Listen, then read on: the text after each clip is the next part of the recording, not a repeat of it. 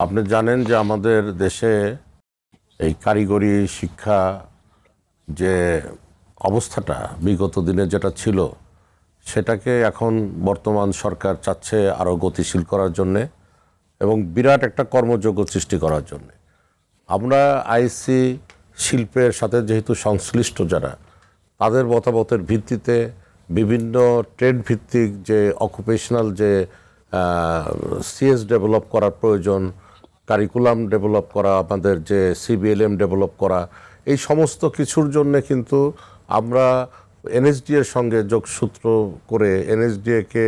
সাথে নিয়েই কিন্তু এই কাজগুলো আমরা করার চেষ্টা করছি। এবং এনএসডিএ প্রকৃত পক্ষে সরকারের ম্যান্ডেটেড অর্গানাইজেশন যারা এই কাজগুলো অত্যন্ত দক্ষতার সাথে করছে এবং আমাদের আইএসসি সহযোগিতা নিয়ে আমরা দেশে এবং বিদেশে চাহিদা সম্পন্ন যে ট্রেডগুলো আছে তাদের সিএস ডেভেলপমেন্ট থেকে শুরু করে যাবতীয় কর্মকাণ্ড কিন্তু আমরা করে যাচ্ছি। এবং আমরা বিশ্বাস করি যে বর্তমান এক্সিকিউটিভ চেয়ারম্যান মহোদয় এখানে আছেন, উনিও অত্যন্ত ডাইনামিক লিডার এবং উনি চেষ্টা করছেন যে আগের চাইতে এখন যে কারিকুলামগুলো ডেভেলপ হবে সেগুলো যাতে শিল্পের প্রকৃত যে শিল্প নির্ভর যে দক্ষ মানব সম্পদ তৈরি করা বলতে যেটা বোঝায়, তার জন্যে একদম শিল্পের সাথে সংশ্লিষ্ট ব্যক্তিদের ওপিনিয়নের ভিত্তিতে কিন্তু এই কাজগুলো উনি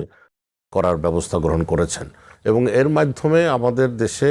যে স্কিল ডেভেলপমেন্টের যে জার্নি সেটা অনেকাংশেই সহজতর হবে বলে আমি মনে করি।